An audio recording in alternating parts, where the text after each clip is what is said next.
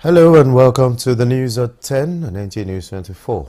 We are live in Abuja. I am Olajide Bello. First, the headlines. Federal government tunes process disbursing funds to 700 manufacturers and MSMEs nationwide.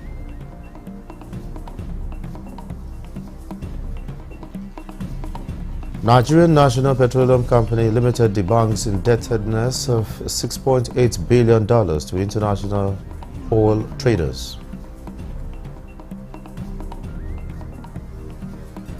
National Drug Law Enforcement Agency arrests Vietnam-bound businessman with cocaine, seizes codeine bottles worth 6.2 billion naira.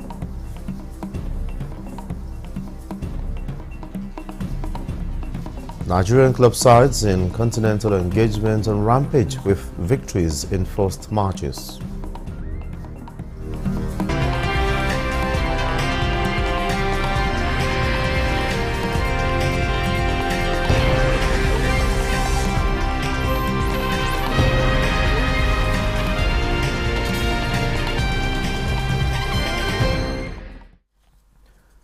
President Bola Tinubu will depart Abuja for an official trip to France later today. A statement by a special advisor to the president on media and publicity, Ajuri Ngilali, says the president will return to the country after his brief work stay in France. The Nigerian National Petroleum Company Limited has debunked media reports that the company is indebted to international oil traders to the tune of $6.8 billion and that it has not remitted revenues to the Federation account since January, among other allegations. A statement by Olufemi Suneye, Chief Corporate Communications Officer of NNPC Limited, states that in the oil trading business, transactions are carried out on credit, and so it is normal to owe at one point or the other. He says NNPC Limited, through its subsidiary NNPC Trading, has many open trade credit lines from several traders. The company is paying its obligations of related invoices on a first-in, first-out basis. The statement states that it is not correct to say that NNPC Limited has not remitted any money to the Federation account since January, since NNPC Limited and all its subsidiaries remit their taxes to the Federal Inland Revenue Service regularly. This is in addition to payments of CIT to road contractors under the Road Investment Tax Credit Scheme. On the issue of quality and quantity fiscalization of imported petroleum products, NNPC Limited has no role whatsoever as it is not a regulator. The Nigerian Midstream and Downstream Petroleum Regulatory Authority, which is the relevant regulatory agency in charge of such issues, is an independent body and does not report to NNPC Limited. Meanwhile, NNPC Limited, in a statement released, says the organization regrets the tightness in fuel supply witnessed in some parts of Lagos and the FCT. The statement by Olufemi Suneye, Chief Corporate Communications Officer, NNPC Limited, attributes the tightness to distribution challenges. NNPC Limited is urging motorists to shun panic buying, stressing that it is working round the clock with relevant stakeholders to restore normalcy. Minister of Industry, Trade and Investment, Doris Aniti, says the federal government, under the Presidential Grant and Loan Scheme, is set to disburse funds to more than 700 manufacturers and MSMEs across the country who have been verified. The minister made this known while presenting checks to beneficiaries in Calabar, Cross River State. Aniti says so far 660,320 nano beneficiaries have already received disbursement from the Presidential Loan and Grant Scheme, and reveals that loan disbursement for manufacturers and MSMEs will commence next month following the verification of more than 700,000 applications. Governor Otu of Cross River State, while commending the gesture, says the Presidential Conditional Grant has been a game changer for citizens of the state as it is revitalizing small businesses and economic prospects. The interactive session provided a platform for open dialogue, fostering collaboration between federal and state governments to drive economic empowerment with more than 200 billion naira allocated to support growth, employment and prosperity.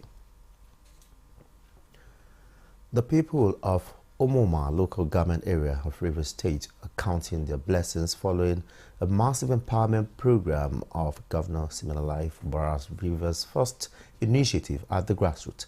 Respondent Sinachi Samuel reports that the empowerment was carried out by Chairman Omoma local government area, Promise Reginald, for the economic stability of the people. The report. Following the present economic realities, the Rivers State government has continued to intensify efforts towards making life easy for the people.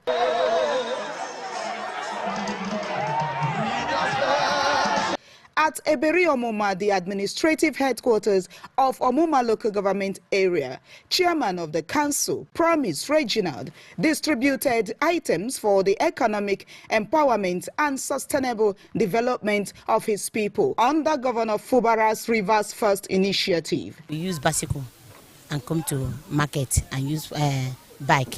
So the bicycle is very important to us here. Since the people are predominantly farmers and traders, traditional bicycle remains their major means of movement within the communities.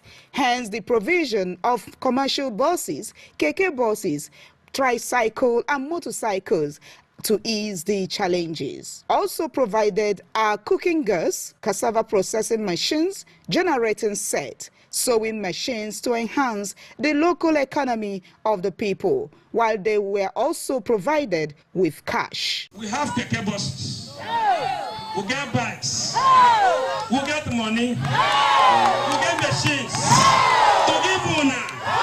Some una use help on yourself. The only way you can say thank you to what we have started in Omoma, I and the entire leadership of Simplify movement, is for you to support us.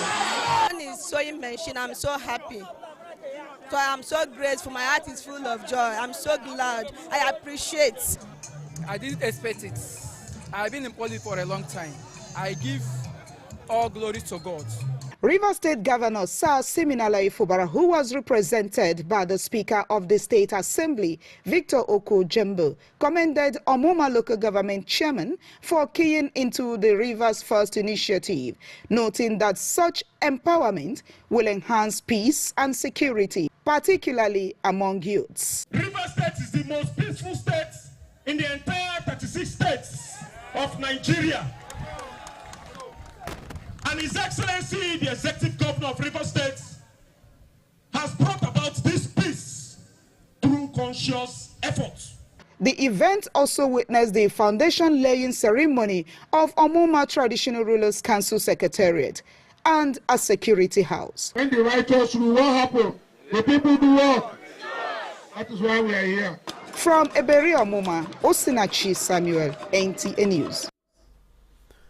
The federal government is set to introduce new tax laws to overhaul revenue administration processes as a team of Russian engineers arrives in Kogi over the resuscitation of the Ajaokuta steel plant. Let's join Tokpe Alabi for these and more on Business News.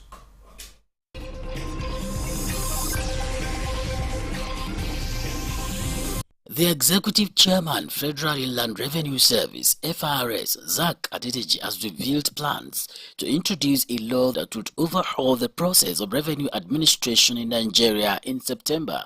Through this, we hope to create an environment where taxpayers willingly fulfill their civic duties. Adedeji spoke at the 2024 stakeholders engagement with Senate and House committees on finance organized by FRS Intergovernmental Relations Department to reposition the agency towards achieving its target of 19.4 trillion naira and to strengthen Nigeria's fiscal framework while it uses unified approach to address challenges and opportunities before it. Areas of concern include the need to repeal the country's obsolete Stamp Duty Act, which has been in place since when there was no internet, and making law to guide cryptocurrency, which has also become a money-spinning venture today.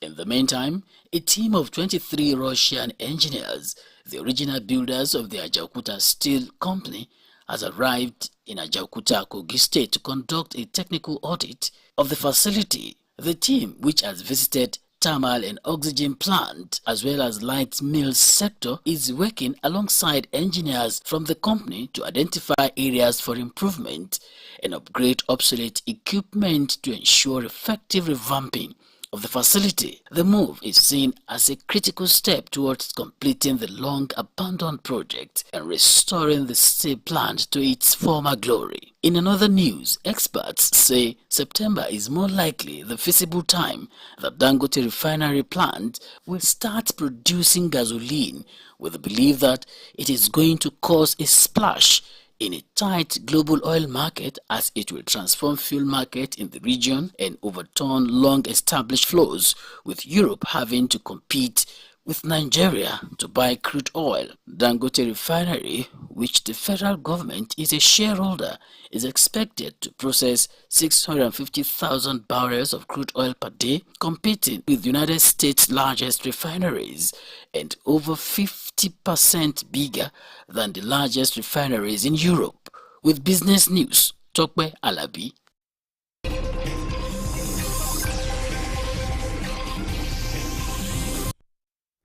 A Vietnam-bound businessman has been arrested by operatives of the National Drug Law Enforcement Agency, NDLEA, at the Nnamdi Azikiwe International Airport, Abuja, after he tested positive to ingestion of cocaine.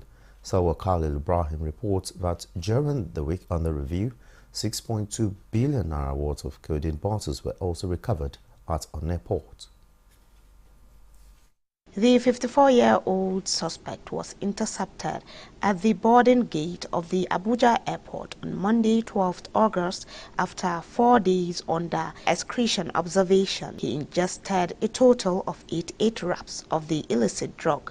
He claimed that he was given the cocaine pellet to swallow by a friend for onward delivery to Vietnam for a fee of $2,000.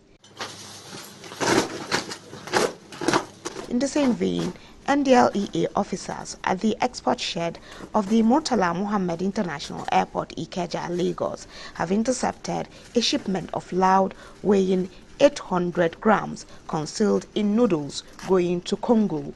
A follow-up operation at the Alaba International Market led to the arrest of the sender of the consignment, who deals in GSM handsets.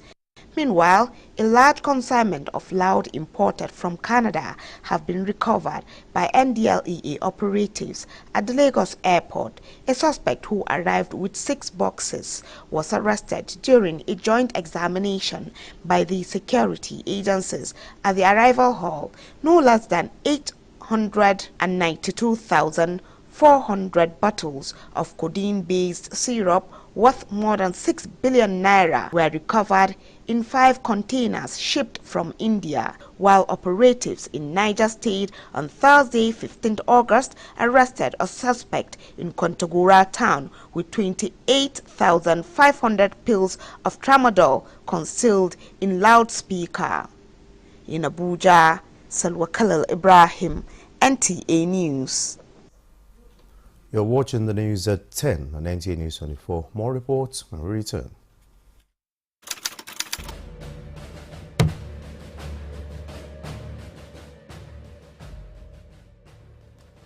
My vision for our country is one of a just and prosperous nation, where each person may enjoy the peace, freedom, and meaningful livelihood that only democratic good governance can provide.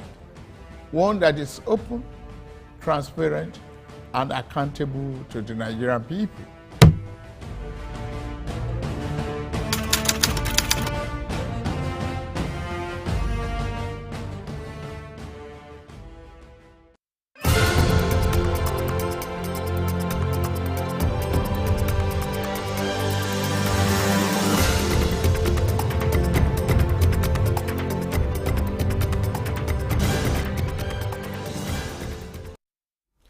Thanks for being there.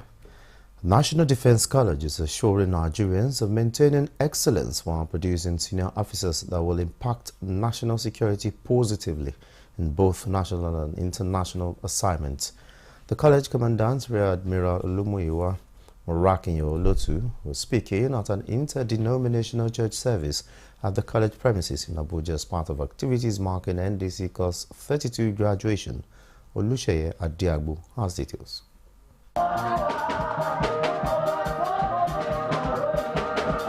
The National Defense College Commandant, there leading the staff and participants of the Course 32 graduation to a Thanksgiving following the completion of an 11-month course full of rigorous activities. Because I believe in God that saw us through. It's not just about the resources, but about God himself. Because they all saw him and were terrified. Immediately he spoke to them and said, "Take courage, it is I, don't be afraid." Scriptural readings, special prayers for Nigeria and Nigerians, leadership of the nation and the college, as well as soul-lifting songs from the women choir in appreciation of God's faithfulness throughout their course period. The greatest need of the moment is the needed men. In his sermon titled "The Need of the Moment," the college Protestant chaplain explains that challenges facing the nation are surmountable with cooperation and determination, while Rear Admiral Olumuyiwa Olotu wants graduates to put God first in their post-college engagements. We give all the glory to God because He alone has been our sustenance. Well, as they depart from the college, they must continue to hold on to God in their exercise of leadership. They must always remember that action is needed. They must act. It's not enough to have all the knowledge, which of course they've gained here in the college. It's not enough, to keep, seeking ways of improvement. But we must act. The little we do will mean a lot at the end of the day. 111 senior officers, 19 of them from outside the country, formed the participants of the NDC Course 32 graduation. In Abuja, Olusheye Adiagbo, Nta News. Troops of the 1 Brigade and Sector 1 Joint Task Force Northwest Operation Hadarindaji under Operation Sahel Sanity 2 have killed 2 notorious terrorists who had been terrorizing people of Kauranamoda local government area of Zamfara State. This is contained in a statement by the Acting Director of Army Public Relations, Suleiman Omale. In a statement, it states, "The gallant troops acting on intelligence swiftly responded to a distress call in the area and engaged the elements in a serious gun duel, effectively killing 2 of the terrorists, with others forced to withdraw in disarray. Consequently, the troops have conducted a mop-up operation in the area during which they recovered 1 operational motorcycle belonging to the terrorists." The conservator of Kainji National Park Services has reaffirmed his determination to partner relevant agencies of the government in tackling all forms of illegal activities around the National Park Service. Kabir Abdullahi reports that Zanna Lawal said this during the stakeholders meeting in New Busa, Borgu local government area of Niger State. The National Park Service is mandated to conserve, preserve, protect and enhance the natural and cultural heritage, as well as to promote sustainable use of the natural resources of the parks. The meeting was part of the effort to strengthen interagency synergy among officers of the law and other relevant stakeholders in the area. The conservator of Kainji Lake National Park Service, Zanna Lawan, stated that the essence of the meeting was to highlight and discuss the illegal activities around the parks and ways of addressing other challenges confronting parks development. Yeah, the meeting is very, very important in the sense that it brings all the stakeholders together so that we discuss to see how we can address some of the issues that the park is facing. These issues include illegal logging, illegal farming, illegal mining, illegal grazing, among others. So it is with this kind of a gathering that we'll be able to address such issues. Some of the stakeholders commended the agency while describing it as right step in the right direction. We have to continue to talk to ourselves. We have so many benefits. If these anomalies have been looked at, appreciated by our people, corrections are made, certainly the environment will be better off. and we have a healthy environment, devoid of all sorts of sickness that we're having today. The park is not made for mineral resources. It's not made for miners to encroach into the park, nor the loggers. Any person found in the park should be dealt with.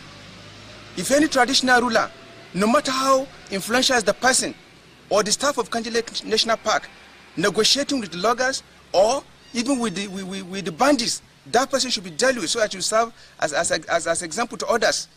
Emphasis was made on the need for the populace to be vigilant and to promote values and norms, as well as abide by rules and regulations that uphold peaceful coexistence.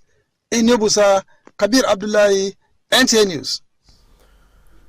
The National Youth Service Corps NYSC has expelled 54 corps members illegally mobilized by the University of Calabar for national service. Director General NYSC Brigadier General Yushau Ahmed Teteviz while briefing newsmen in his office in Abuja.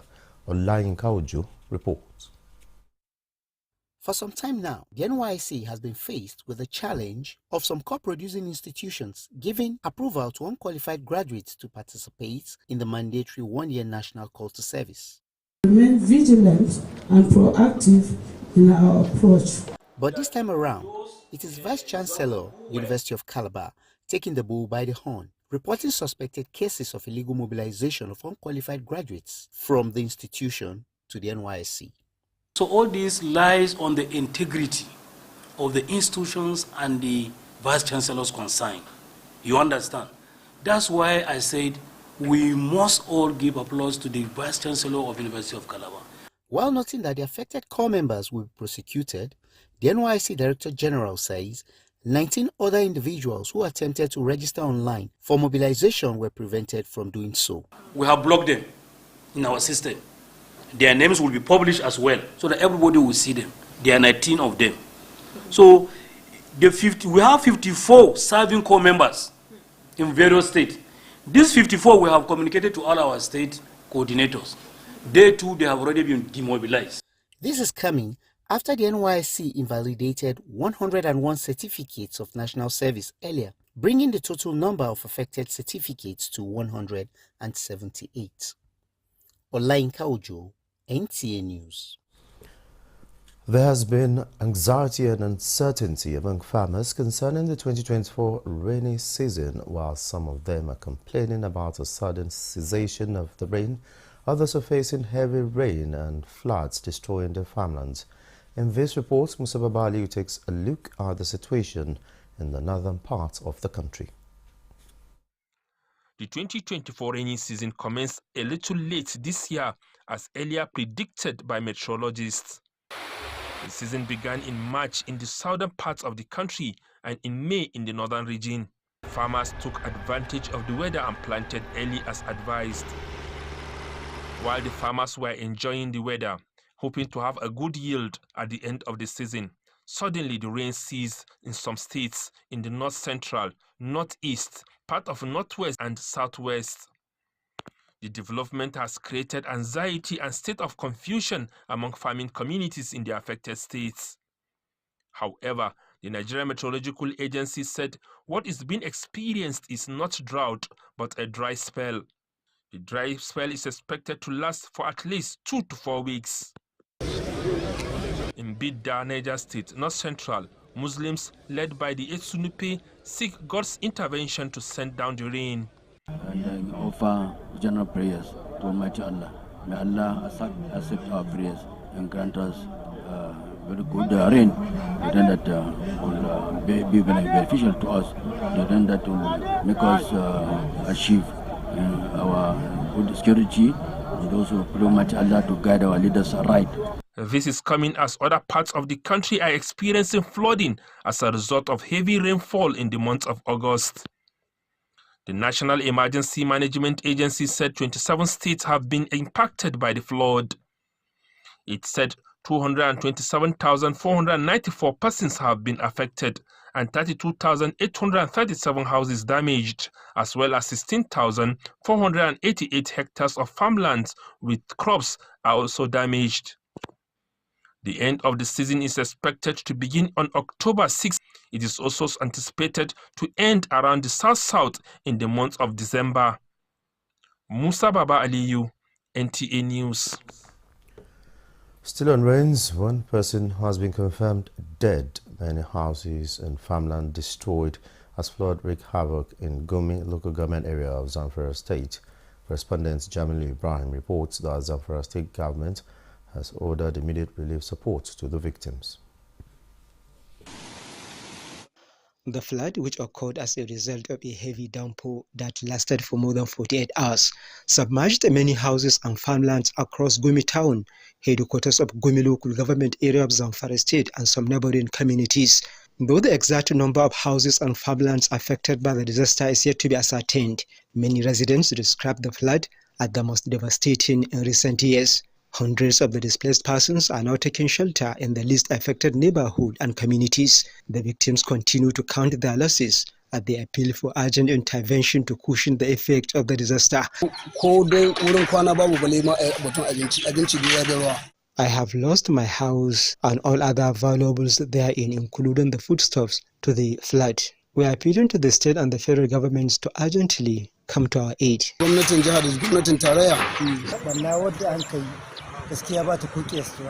Nobody can tell you the exact number of farmlands submerged by the flood.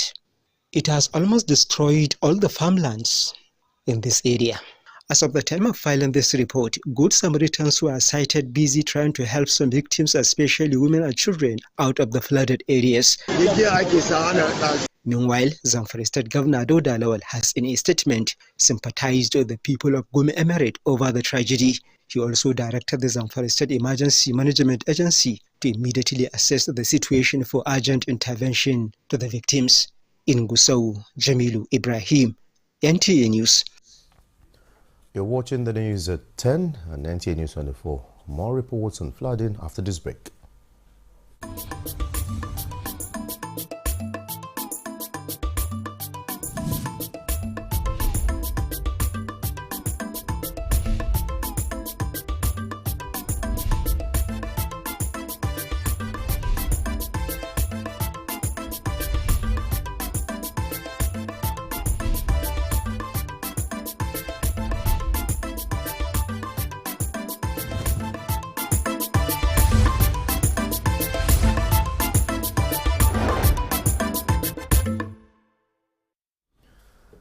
Many thanks for being there. Meanwhile, victims of the recent flood that ravaged many communities in 12 local government areas of Jigawa State say they are in dire need of support to resettle. Awal Muhammad Kazauri, who visited Kiyawa, one of the affected local government areas, reports that the flood destroyed many houses, thousands of hectares of farmland, and forced victims to take refuge in school buildings and IDP camps. People of Kiyawa are among the more than 3,000 people displaced by the devastating flood across about 12 local government areas of Jigawa State. Muhammad Ibrahim and his family, who now live in IDP camp, said for the last 20 years they had been living in the area peacefully, but this time all their belongings had been lost to the flood. He and other victims have to bear the inconveniences attached to living in IDP camp, separated from their immediate families. We are receiving support from the government, but it is still not enough. As you can see, there are a lot of people here. State Emergency Management Agency has already responded to the plight of the victims, but it said that it's not enough, appealing to the federal government and other well-meaning Nigerians to support the victims. When disaster comes, all hands must be on deck to support the government effort. It is pertinent that we should start soliciting for urgent humanitarian support to assist the internally displaced persons with either food or non-food items to be able to support the victims during the trying time. Provision of food, drug and mosquito nets is essential to support Muhammad Ibrahim and his likes, who now live in IDP camps, to avoid any outbreak of diseases. In Duse, Awal Muhammad Kazauri, NTA News. Still from Jigawa State, floods may be an act of God, but flood laws are act of man. The stark reality has never been more apparent than in the devastating floods sweeping through Jigawa, Bauchi, Sokoto and Kebbi. These perennial floods have reached a crisis point, leaving behind a landscape of submerged farmlands, destroyed homes and shattered roads. The loss of lives have been profound and the need for immediate intervention is more urgent than ever.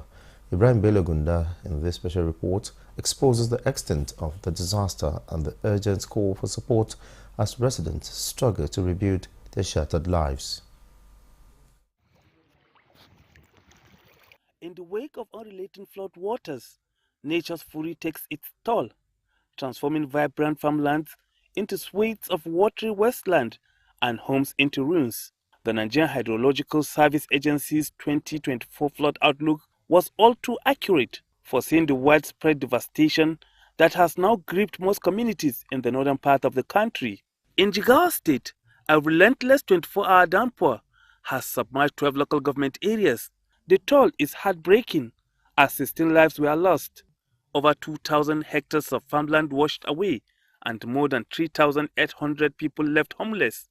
Emergency teams, including the Jigawa State Emergency Management Agency and Senator Jigawa Southwest Mustafa Kabib, represented by Ibrahim Alhaji, were among early responders to provide vital relief. To support the government effort, it is pertinent that we should start soliciting for urgent humanitarian support to assist the internally displaced persons with either food or non-food items. And definitely we have to sympathize with these people.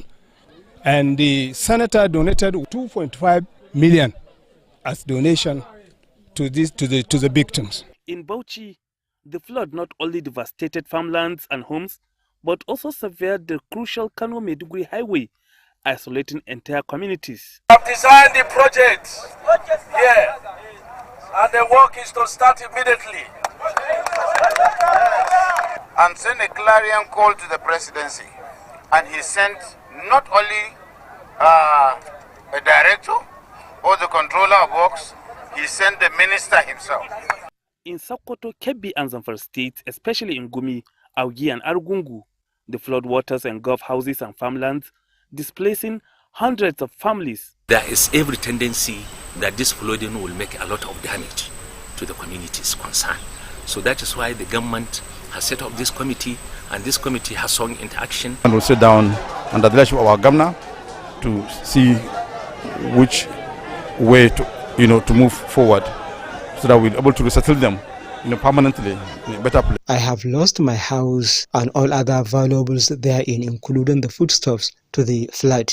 We are appealing to the state and the federal governments to urgently come to our aid. Nobody can tell you the exact number of farmlands submerged by the flood. It has almost destroyed all the farmlands in this area. As the rainy season continues, the threat of further flooding looms large, putting additional strain on communities and jeopardizing the nation's food security. You can do little with flash flooding other than two things. You ensure that relief materials are adequately supplied to these victims, including medical services. And from the environment side, we ensure that these flooded areas, we use machines to pump out waters. Where we need embankment, we embark so that we protect water from entering our towns and villages. Meanwhile, those affected are anxious, awaiting more aid and intervention to help them rebuild their lives. In Abuja, Ibrahim Belogunda, Nta News. World Humanitarian Day is commemorated every year on the 19th of August to pay tribute to humanitarian workers killed and injured in the course of their work, and to honor all aid and health workers who continue to provide life-saving support and protection to people most in need each year. World Humanitarian Day focuses on a theme bringing together partners from across the humanitarian system to advocate for the survival, well-being and dignity of people affected by crises and for the safety and security of aid workers. Ruth Aguele reports. #Act for Humanity is the theme for this year's World Humanitarian Day. The aim is to build public support to help pressure parties in conflicts and world leaders to take action to ensure the protection of civilians including humanitarian actors in conflict zones.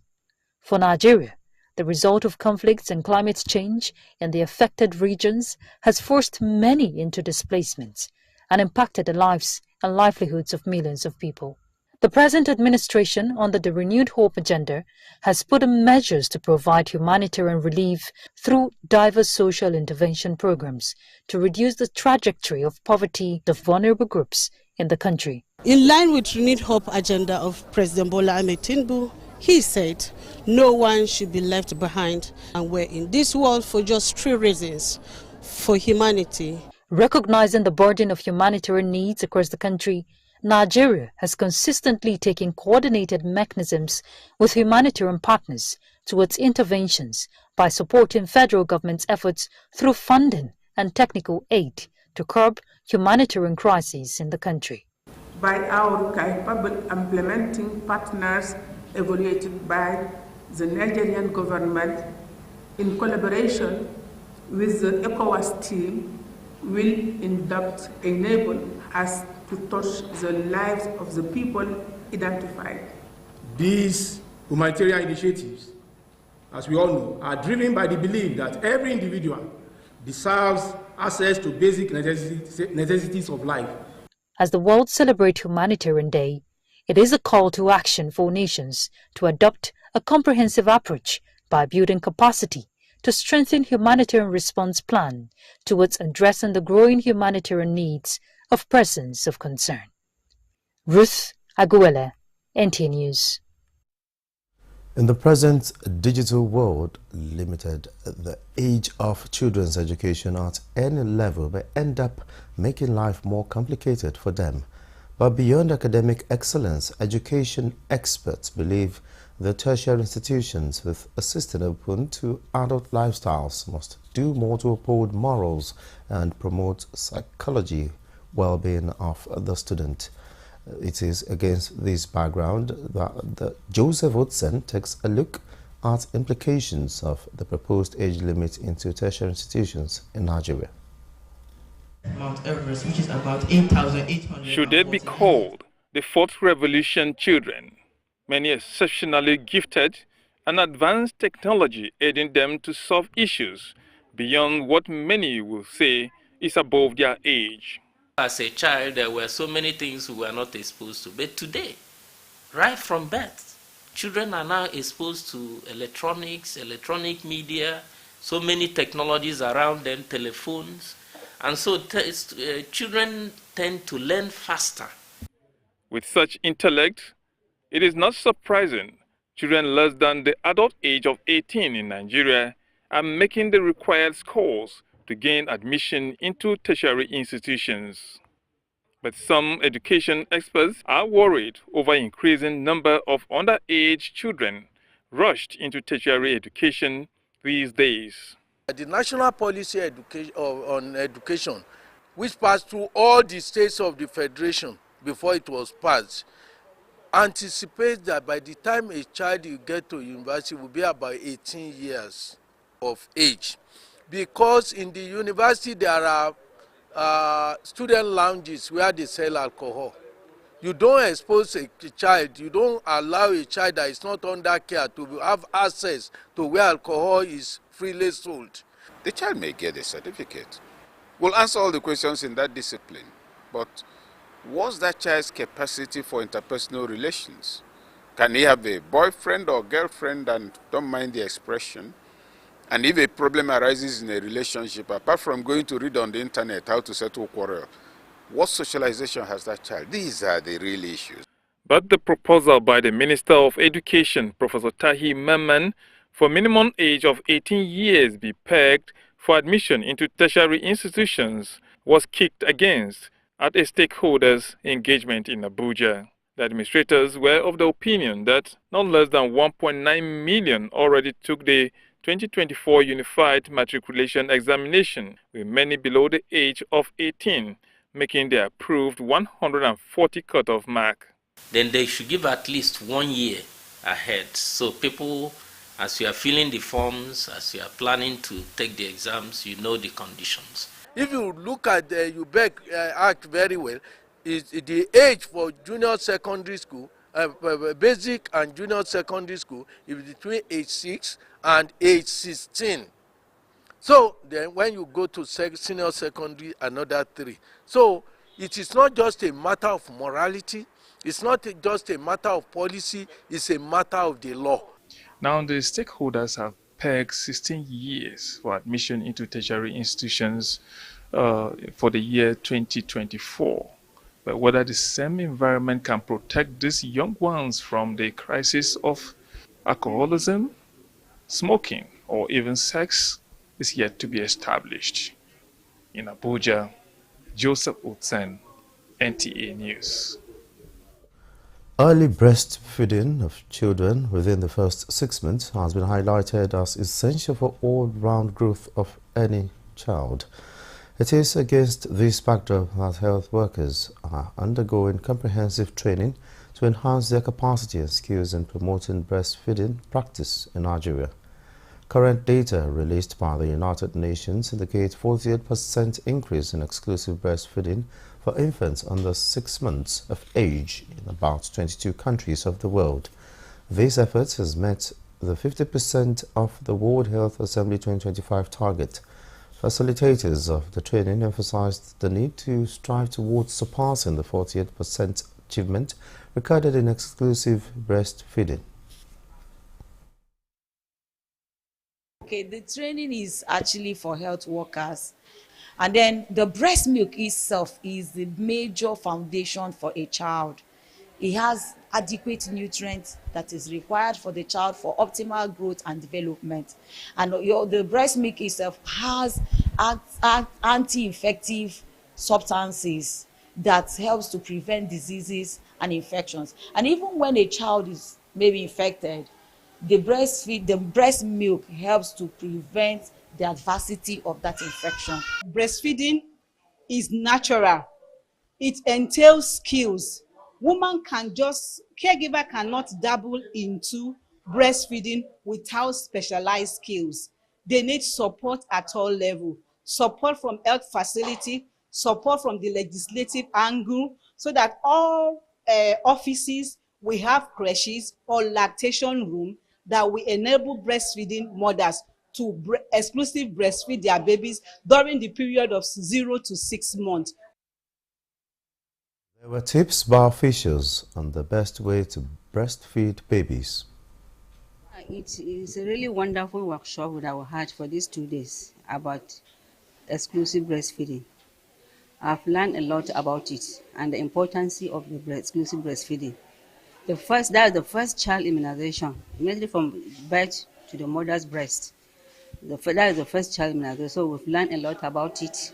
Today's training, I'm going to step down the training to my colleagues and then print out the policy, print out the 10 steps of breastfeeding and paste it in a strategic places in this hospital, so that when, especially in the antenatal, labor ward, postnatal, immunization, when mothers come or caregivers, they can go through it. It will also help them, then sensitize them.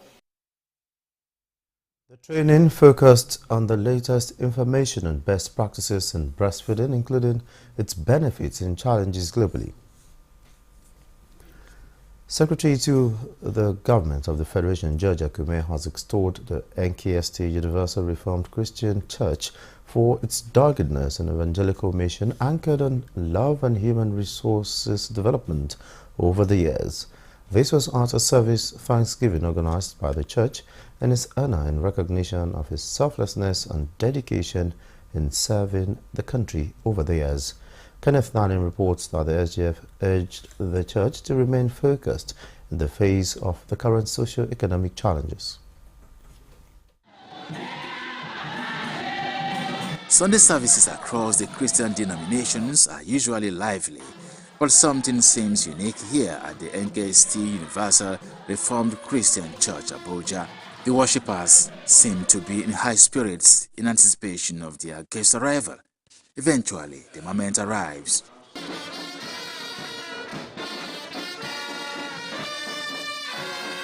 This one welcome seems to have awakened nostalgic feelings in the SGF.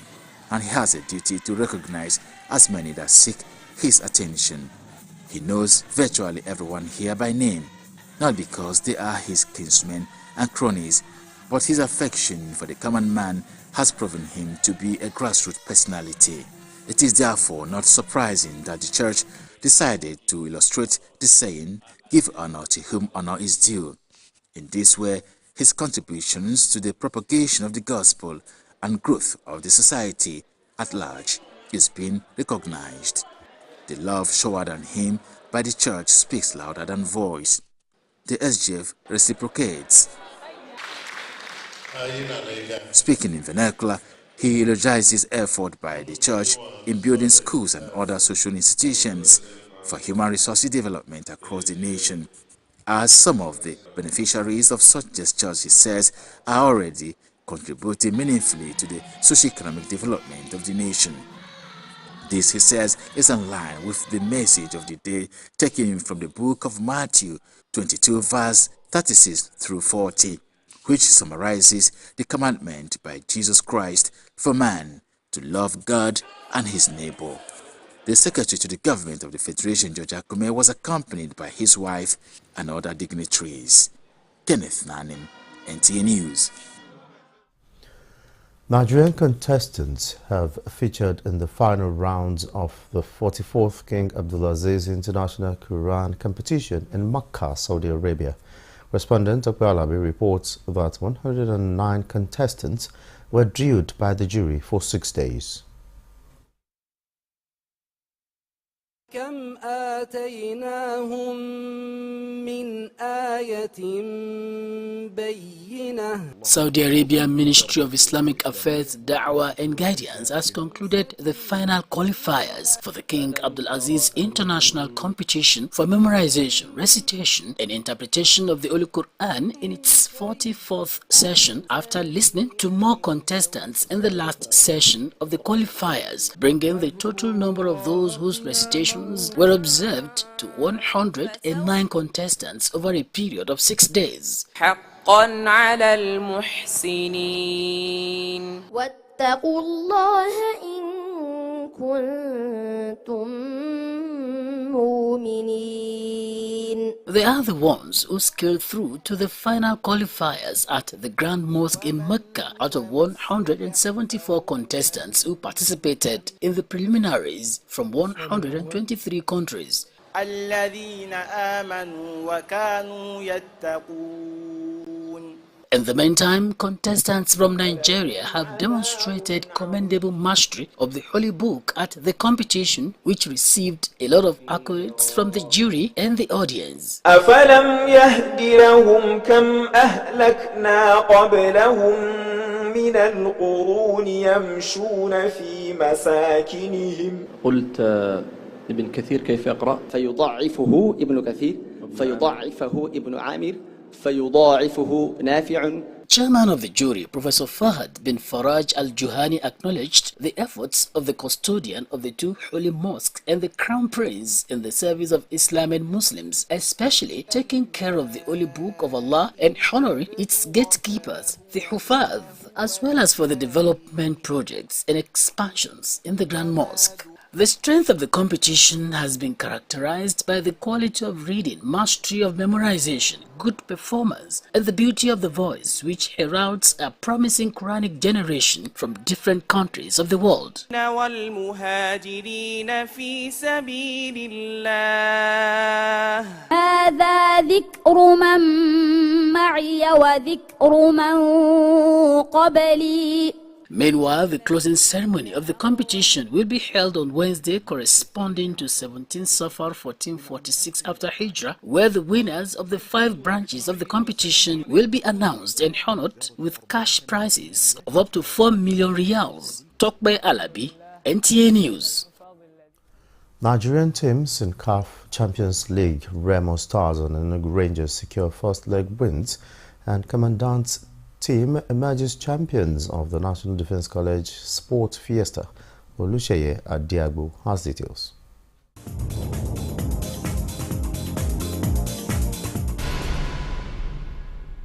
Nigeria's representatives in this season's CAF Champions League, Enugu Rangers and Remo Stars, began their preliminary round campaign with wins on Sunday.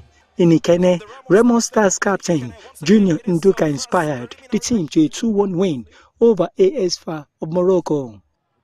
With a cross the ball into the path and a glass header! It's now Sadiq! Restores the lead for Remo Stars! Meanwhile, in Uyo, MPFL champions, Rangers made sure it is 2 out of 2 for Nigeria, with another slim victory over their visitor Silimado at the Godswill Akpabio Stadium. Jumiro Frank was the hero for the Flying Antelopes, courtesy of his 22nd strike to give Fidelis Ilechukwu side the victory. The Nigerian champions will go into the second leg as favourites to go through, while Remo Stars still have a battle on their hand in Morocco. And as part of the graduation ceremony of the National Defence College NDC cost 32 participants, the college again held its usual sports fiesta, with the commandant's team competing against participants' team in 8 sporting events at the sports complex Agui Rosekantobenj. The event had the Minister of Sports Development, Senator John Hennon, as the special guest of honor. While the commandant's team claimed a 2-1 victory over the participants' team in the football event, the participants' team trashed the commandant's team in the tug of war.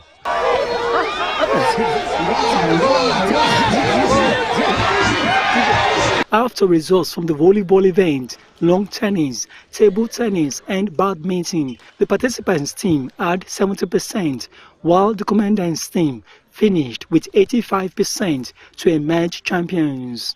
The special guest of honor appreciates security operatives in Nigeria for their immense contributions to sports development, especially the military, and the college commandant, Rear Admiral Olumiwo Loto, said ensuring total fitness of participants at the NDC is premium. For us as a country, it continues to indicate the preeminent role that the country's armed forces have always played in terms of Nigeria's sporting history and sporting development. And I think that, if the rest of the country and other sectors of our national life can reflect what they do, I think that sports development in our country will not be where it is. We'll get quite, with a place of pride, yeah. They've been here for 11 months and they've formed bonds, they've made friends, especially our very wonderful international participants who have come to our country, who have mixed with our people, seen our culture. I'm sure a lot of the misconceptions that they had about the country have been wiped off, in the course of these 11 months. They've become friends with us, so I want them to go back with that spirit of friendship and keep those bonds. And for the generality of the participants, I want them all to be worthy ambassadors of the college, to also be worthy ambassadors of this country wherever they find themselves.